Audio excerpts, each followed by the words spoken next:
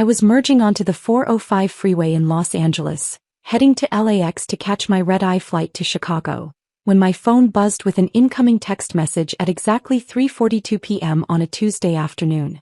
The dashboard display showed it was from my brother Marcus, and I naturally assumed he was sending final details about Dad's funeral arrangements. We'd been coordinating the service for 3 days since Dad passed away from his sudden heart attack, and I'd been flying back and forth between my Los Angeles headquarters and our hometown to help with every aspect of the preparations.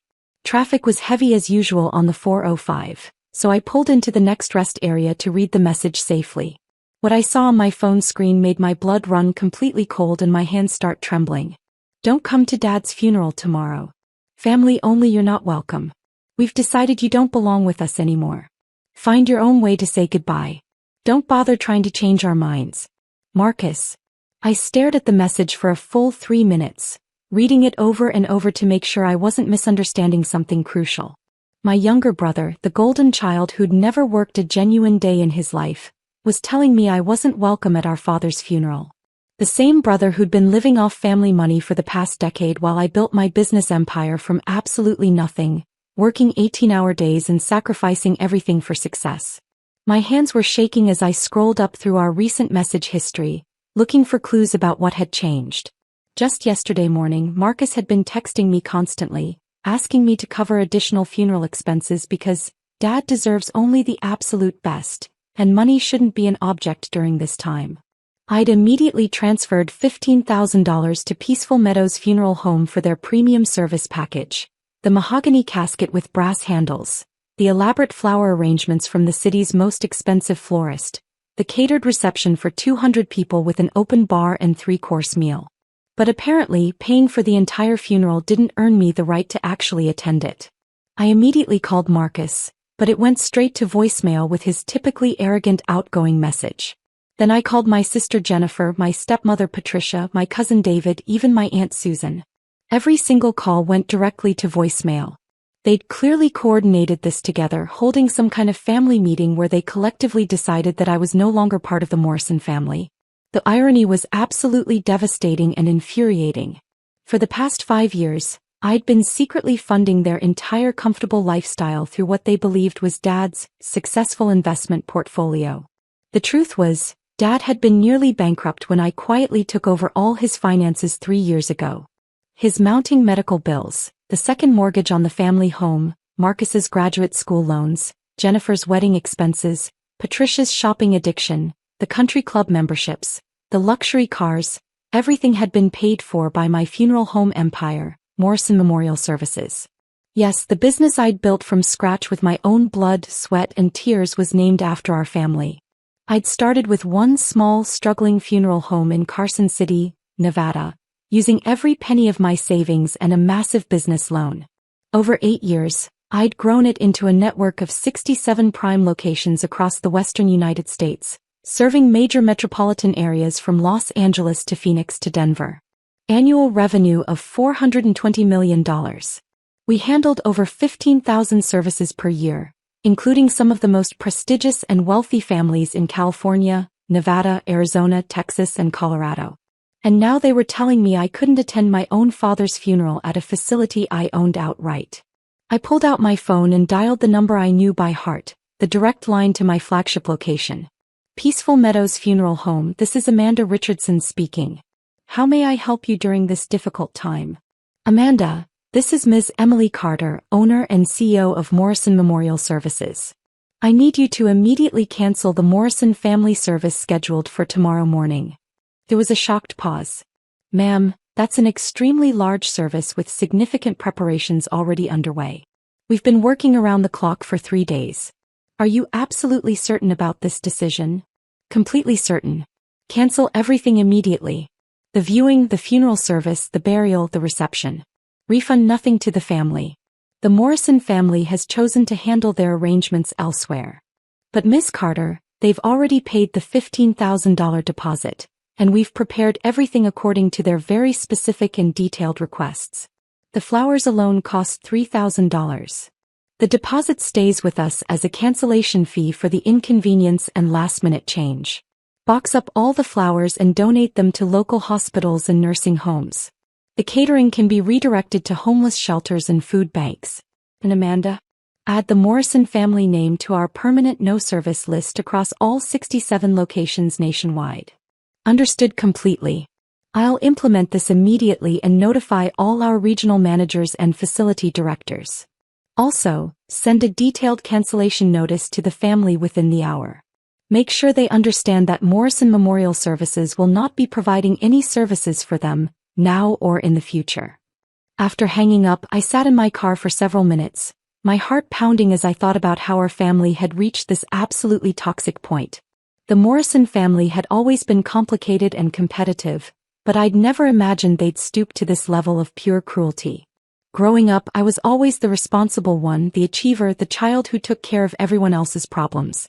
While Marcus partied his way through college on Dad's dime and Jennifer focused exclusively on finding a wealthy husband, I worked 3 jobs to put myself through business school at night. When I graduated with my MBA, I started working at Henderson Funeral Home to learn the death care industry from the ground up. The work was difficult, emotionally demanding, often heartbreaking, but I found deep meaning in helping families navigate their darkest moments with dignity and respect. Within 2 years of grueling work and careful saving, I'd accumulated enough capital to buy my first funeral home in Carson City, Nevada. It was small, struggling financially, understaffed, but I saw enormous potential. I worked 18-hour days, 7 days a week, learning every single aspect of the business: embalming techniques, grief counseling, estate planning, cemetery management, even groundskeeping and facility maintenance. I treated every family like they were my own relatives, ensuring their loved ones received respectful, compassionate care regardless of their financial situation or social status. The business grew rapidly through word-of-mouth recommendations. Families who experienced our caring service told other families. My reputation for integrity, compassion, and professionalism spread throughout Nevada, then California, then across the entire Southwest.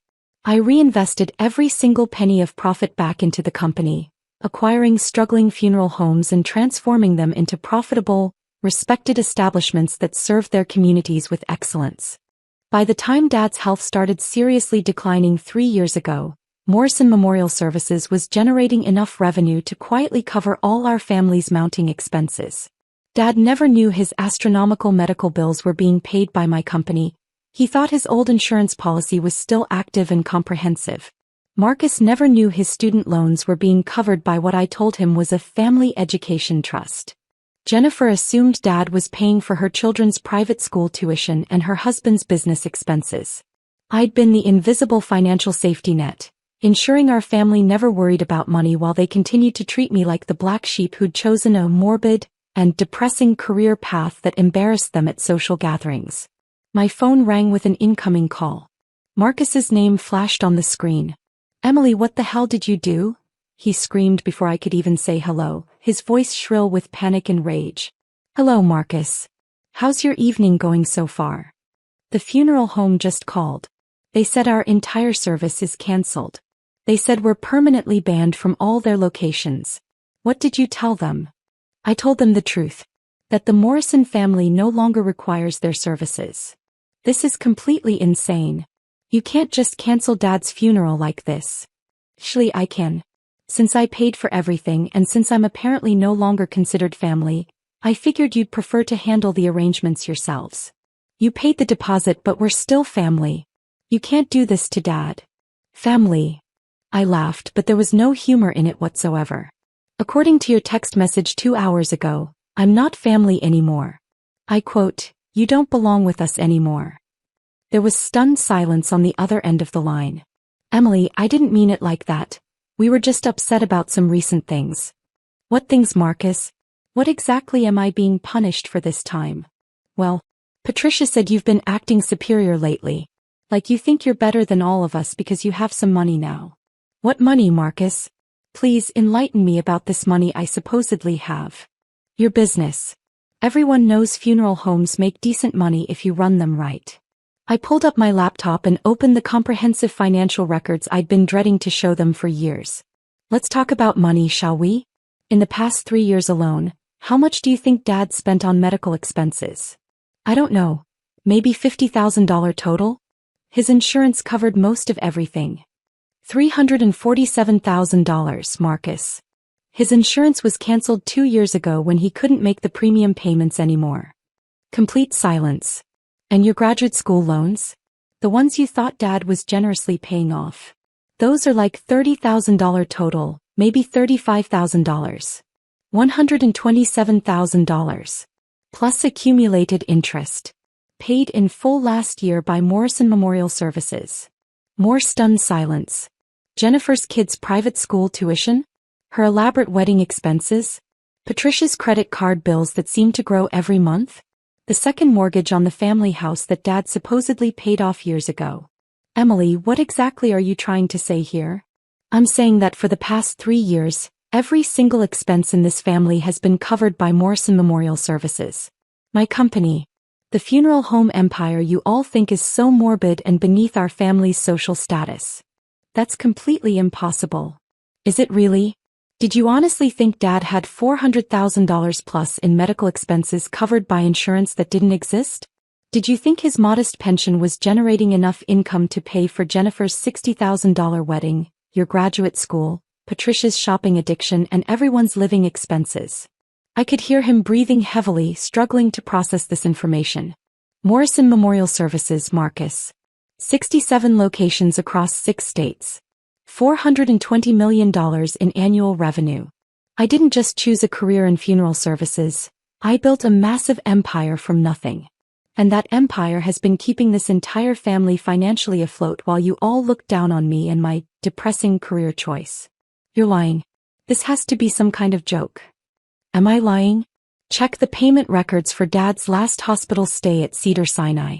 Check who paid off the family house when Dad defaulted on the mortgage 2 years ago. Check who's been covering Patricia's credit cards, your apartment rent, Jennifer's children's educational expenses. Very long pause. Why didn't you ever tell us about this? Because I knew exactly this would happen. I knew you'd all suddenly start treating me differently, start asking for money constantly, start seeing me as a personal bank instead of your sister. So what happens now? What's your plan here? Now you figure out how to pay for Dad's funeral yourselves. And all those monthly payments that have been magically appearing in your accounts for years? Those stop tonight at midnight. Emily, please. We can't possibly afford Dad's funeral without your help. You should have thought about that before excluding me from the family. We'll just call other funeral homes in the area. I almost laughed out loud. Good luck with that approach. Peaceful Meadows was the only facility in the entire county with availability this week. The next closest option is Henderson Memorial, but they're completely booked solid for the next 6 weeks. You can't do this. Dad deserves a proper funeral service. Dad deserves many things. He deserved children who treated each other with respect and love. He deserved honesty about our family's true financial situation. He deserved much better than what he got from all of us. What do you want from us? What will it take to fix this? I want you to understand that actions have real consequences. You decided I wasn't family. So now you can handle family business without my involvement or financial support. How much would it cost to reinstate the service? I considered this question carefully. It's not about money anymore, Marcus. It's about respect. About treating people with basic human decency, especially family members. We're sorry, okay? We made a terrible mistake. Sorry doesn't rebuild trust that took years to destroy through neglect and disrespect. So you're really going to let Dad be buried without a proper service? I'm not doing anything to Dad. You're the ones who created this entire situation. After I hung up, my phone immediately started buzzing with desperate calls from Jennifer, Patricia, Cousin David, Aunt Susan, even some distant relatives I hadn't heard from in years. I let every single call go to voicemail, then turned off my phone completely. 20 minutes later, I turned my phone back on to check messages. There were 14 voicemails and 37 text messages. I listened to one from Jennifer, who was sobbing hysterically. Emily, please answer your phone. I know we messed up terribly. I know what Marcus said was horrible and unforgivable. But please don't punish Dad because we were stupid and jealous. I decided to call her back. Emily, thank God. Please, we need to talk about this. I'm listening, Jennifer. I know we've been terrible to you. I know what Marcus said about the funeral was cruel and wrong. But please don't punish Dad because we were idiots. I'm not punishing Dad, Jennifer. I'm protecting myself from a family that clearly doesn't value me or my contributions. We do value you. We were jealous, okay? You've always been so successful, so independent, so put together. We felt inadequate and stupid by comparison. So you decided to exclude me from Dad's funeral? That was your solution. It was Patricia's idea initially. She said you made her feel stupid at the hospital when you knew more about Dad's insurance situation than she did. I closed my eyes, feeling exhausted. Jennifer, I knew about Dad's insurance because I've been paying his medical bills for 3 years. What do you mean? Everything, Jennifer. Your mortgage payments, your kids' school tuition, Marcus's loans, Patricia's credit cards, the family house payments. All of it. Every expense. Paid by my company for years. She was quiet for a very long time. Why didn't you ever tell us about this? Because I wanted our family relationships to be about love and genuine connection, not money. I wanted you to include me in family events because you cared about me, not because I was paying everyone's bills. Oh my God, Emily. We had absolutely no idea. I know you didn't. That was exactly the point. Can we fix this somehow? Can we make this right? I thought about it carefully. Maybe. But it starts with understanding that family doesn't exclude family. Ever. For any reason. And it requires genuine changes in how we treat each other. What would it take to reinstate Dad's service? A genuine, heartfelt apology from Marcus. And a promise that this kind of exclusionary behavior never happens again in our family. I'll make sure he calls you within the hour. And Jennifer? After the funeral, we need to have a serious family meeting about finances, about honesty, about how we communicate with each other. Yes. Absolutely. Whatever it takes. An hour later, Marcus called back. His tone was completely different, humble, ashamed, genuine. Emily, I owe you the most massive apology of my life. Jennifer explained about the medical bills, about everything you've been doing for our family behind the scenes. I'm listening. I was hurt and jealous and insecure, and I took it out on you in the worst possible way. Excluding you from Dad's funeral was cruel, unforgivable, and completely wrong. Why were you hurt, Marcus? Help me understand. Because you seemed so successful, so confident, so put together all the time. And I felt like a complete failure in comparison. Instead of being proud of my sister's achievements, I resented you for making me feel inadequate. Marcus, success isn't a competition between siblings. We're supposed to support each other. I know that now. I should have known it all along. Emily, will you please reinstate Dad's service? I'll cover all the costs myself if I have to take out massive loans. I smiled for the first time in hours. The service is already reinstated. I called Amanda back 30 minutes ago. Really? You already fixed it? Really? Dad will have the beautiful funeral he deserves. But Marcus. Yes. This conversation we're having right now?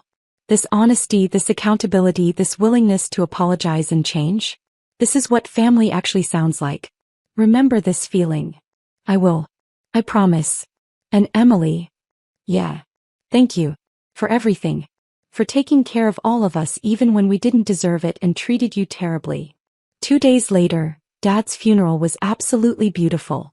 The mahogany casket I'd personally selected, the elaborate flower arrangements, the heartfelt eulogies from his friends and colleagues, the reception where people shared wonderful memories.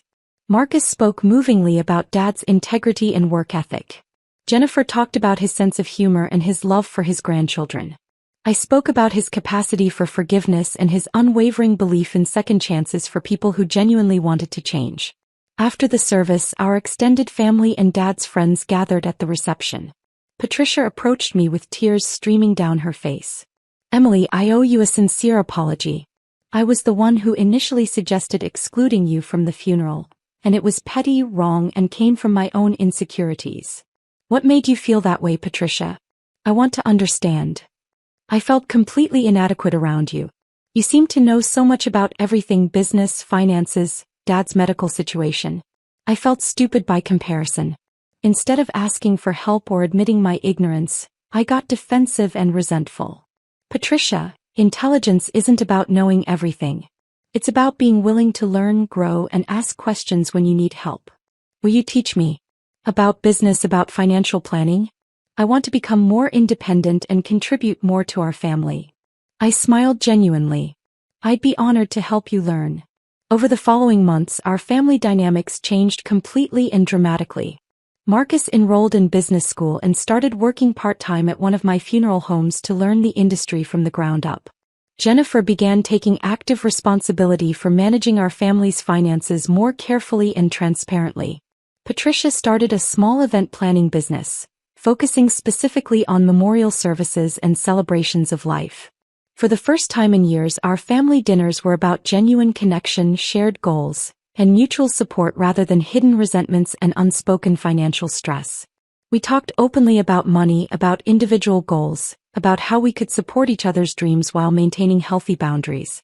6 months after Dad's funeral, I promoted Marcus to assistant manager at our Carson City location.